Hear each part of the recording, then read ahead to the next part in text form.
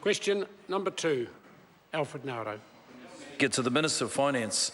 What steps has the government taken to deliver better public services to support New Zealand families? The Honourable Stephen Joyce. Mr Speaker, on behalf of the Minister of Finance, the Prime Minister set 10 challenging targets for better public services in 2012, and since then we've made some very good progress.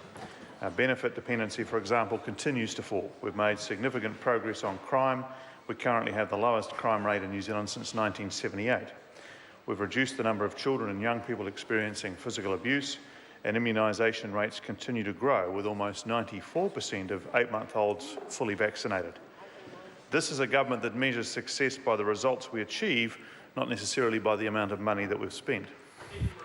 Supplementary. Supplementary question, Alfred Ngaro. What progress is being made against Result 1, reducing benefit dependence? The Honourable Stephen Joyce. Mr Speaker, on behalf of the Minister of Finance, the number of benefit recipients has decreased by 7,245 over the last year, largely driven by decreases in sole parent support and in job seeker support numbers. This is good news on 2 levels, because sole parents in particular are getting into the workforce and becoming more independent.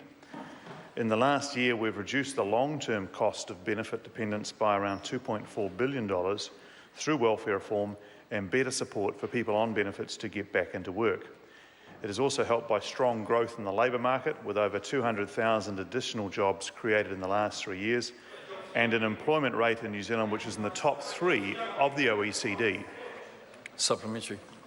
Supplementary question, Alfred Ngaro. What progress is the government making in achieving better results from the health system? Oh, very good. The Honourable Stephen Joyce. Mr Speaker, on behalf of the Minister of Finance, the health sector is a very key priority for this government. Since 2008-9, annual funding for health has increased by around $4 billion, from $11.8 billion to $15.9 billion over 7 years. This has resulted in the number of patients receiving elective surgery increasing from around 118,000 in 2007-8 to 167,000 in 2014-15. That's around 50,000 more surgeries a year over the last 7 years. We've seen major improvements in rheumatic fever, and yesterday the Health Minister announced additional funding for Pharmac, which will take its annual budget to a record $850 million. Order.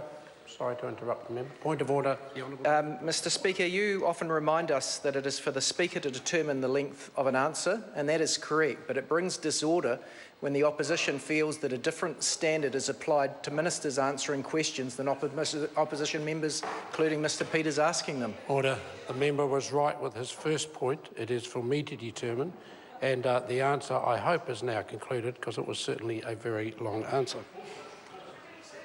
Supplementary question, Alfred Ngaro. How are improvements in results in the education sector supporting our young people? The Honourable Stephen Joyce. Well, again, Mr Speaker, on behalf of the Minister of Finance, a fulsome answer, because education is improving under this government. The spending has increased by $1.8 billion. That has contributed to the outstanding success of Result 5 of Better Public Service targets, increasing the proportion of 18-year-olds with NCEA Level 2.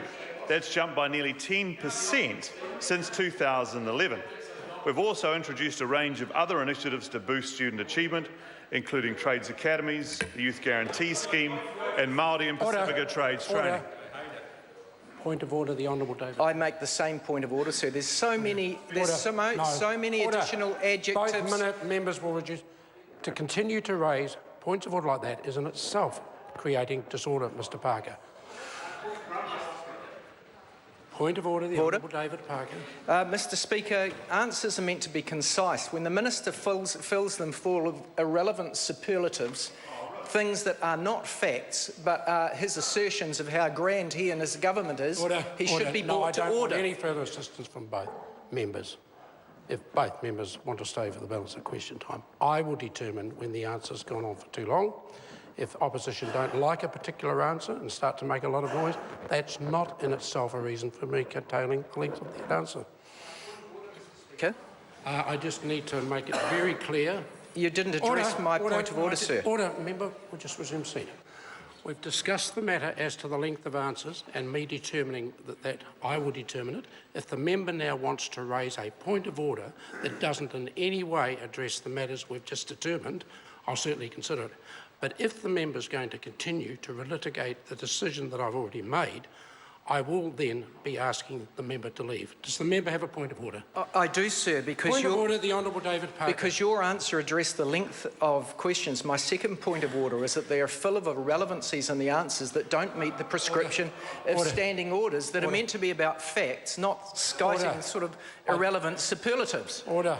I covered that point as well by saying just because an opposition member doesn't like the answer doesn't mean that I will necessarily curtail it. Order.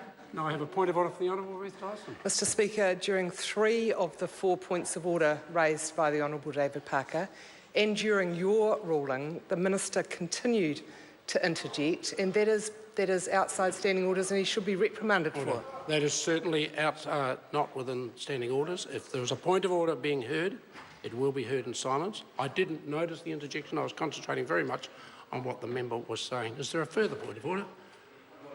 I hope it's relevant to the House and not in any way just relitigating the territory we've just covered. Otherwise, I will be asking that member to leave the chamber. So I'm just no, Mr Speaker. Mr Speaker, my point of order is if the Minister was quoting from an official document, and it certainly appeared that he was quoting from an official document because he appeared to be reading his answer, then I ask that he would table that document. Order. Was the Minister quoting from an official document? No, he was not. Question. Order. Order, I know it's Thursday afternoon, but we're still going to get through question time. Question number 3, the Honourable